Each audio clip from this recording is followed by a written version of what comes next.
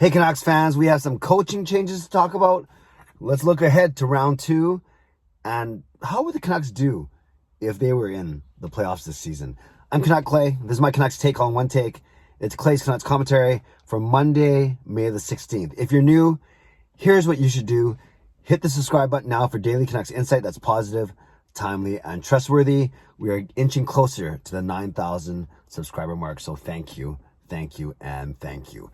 Speaking of thank yous, thank you to everyone who joined me for my live stream last night. Had a lot of fun. Make sure you check it out, because not only did we talk Canucks, talk NHL, ask me anything, we did Gordle, we did Wordle, and we did a new game called Ordle. And it is basically guessing guessing NHL players based on their silhouettes. Probably wasn't the best explanation ever, but check out the last 10 minutes of the live stream last night. We certainly had a lot of fun. I think we have a brand new feature, a regular staple on my live streams. And speaking of live streams, tonight, join Parker and me at 10 p.m. for this week's version of Canucks After Dark.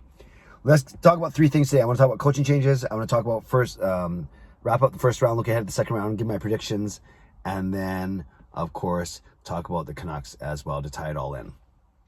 Firstly, coaching changes. Lane Lambert, I love that name. Lane Lambert named the new coach of the Islanders after the dismissal of Barry Trotz, longtime assistant coach there. So we'll see. I think I've heard a lot of people talk about they did this. The Islanders made this announcement now before other teams started to ask for permission to speak to Lambert. So Islanders lock up their man for now. And then we found out this morning that the Vegas Golden Knights have fired Pete DeBoer after missing the playoffs for the first time in franchise history. Gosh, imagine the Canucks fired the coach every time they missed the playoffs. So DeBoer is out, and you can relate those two teams now, Islanders and Vegas. A lot of thought behind Barry Trotz perhaps moving to the Vegas Golden Knights, which would be a challenge for all of the Vegas Golden Knights opponents, especially those in the Pacific Division, which of course includes the Vancouver Canucks. So that's something that we can keep an eye on for sure. Round 1 of the playoffs is over. 5 of the 8 series went to a Game 7, and all of them quite exciting, especially the 2 overtime games yesterday, Rangers and Calgary winning their respective games. I went 6 for 8, so not bad. I went 3 for 4 in each conference. I got Colorado, Calgary, and Edmonton correct, and I didn't get St. Louis correct in the West. I predicted Minnesota. Then on the East, I got Carolina. I got Tampa over Toronto. I got Florida right, but I did not pick the Rangers. I picked that's tough to say. I picked the Penguins instead. So 3 for 4 in the West, 3 for 4 in the East. I went 6 for 8 overall.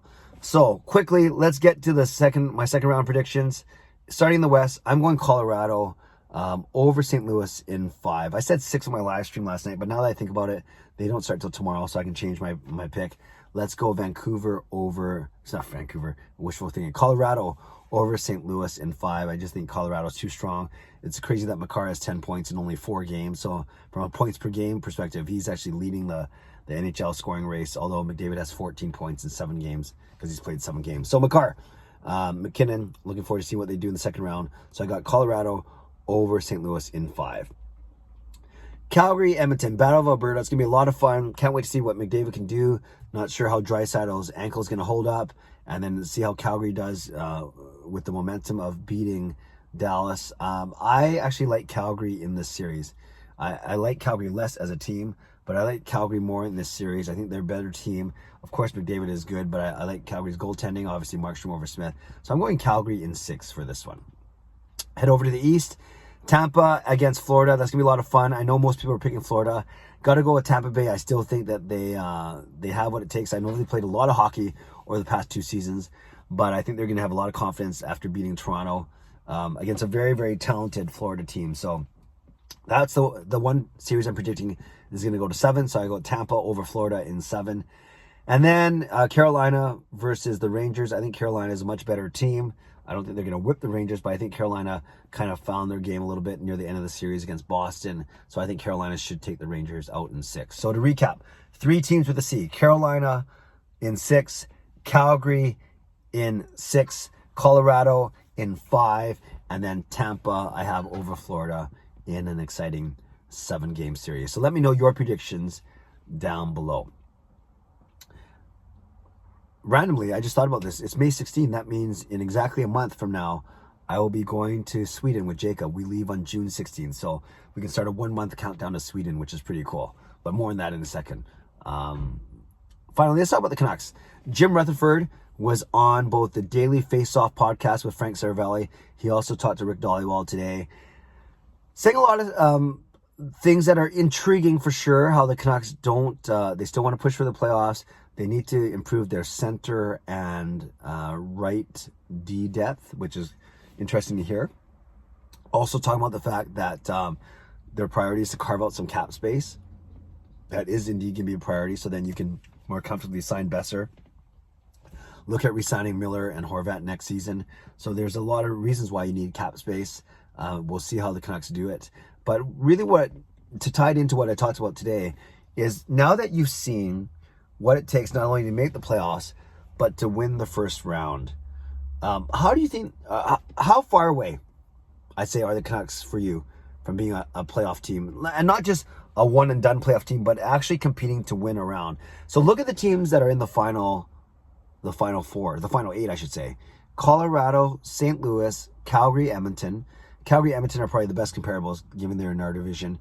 Tampa and Florida, and then Carolina and the Rangers. Now, those are 8 obviously very strong teams. St. Louis maybe is really the only upset. Tampa and Toronto were so close. But yeah, the 8 teams that are remaining, I can only say that Canucks could probably play with Calgary and Edmonton, really the two, and maybe St. Louis, but not Colorado, not consistently. Florida, Tampa, maybe not, and Carolina probably not, and maybe not the Rangers, or maybe the Rangers. So maybe the Canucks could hang with 3 or 4 of these teams. But when I say hang, I don't mean win a 7-game series. I mean just not get pummeled in a series. So you kind of look at the 8 teams that are remaining, see how good they are, and then you ask yourself, well, how far away are the Canucks? They have the goaltending. I think they got to get a lot better on defense, and they got to get more consistent on offense. And we can go into all these categories another time, but really that's what I see. I think the goaltending does match up, even though there's some really good goaltenders like Ottinger that didn't get through. But Mike Smith went through, and Bobrovsky went through, and I think Demko's just as good as these guys. So maybe not as good as Vasilevsky just yet. I think he's as good as Kemper. I think he's as good as Binnington and Husso. So the Canucks have the goaltending. On D, they got to get way stronger. They only have Hughes as a bona fide superstar. Then Ekman Larsson's been good. But then after that, it drops off pretty quick. So I think you definitely got to get a lot better on D. And that's the one that sticks out to me the most. Then on offense, I don't mind the balance. I don't mind the depth. But you just need some more consistent scoring from the guys like Garland and Besser and when Pearson's healthy. But, I think that's the least of the worries. Well, no, the goaltending is the least of the worries. The forwards are kind of the middle of the worries. And I think the D is the biggest worry. Because you look at the 16 teams that made it in, even the teams that lost the first round. I think the Canucks could have, are just as good as Nashville. That's one of the teams they were chasing. I think they're just as good as Dallas. That's another team they were chasing, even though Dallas took Calgary to 7.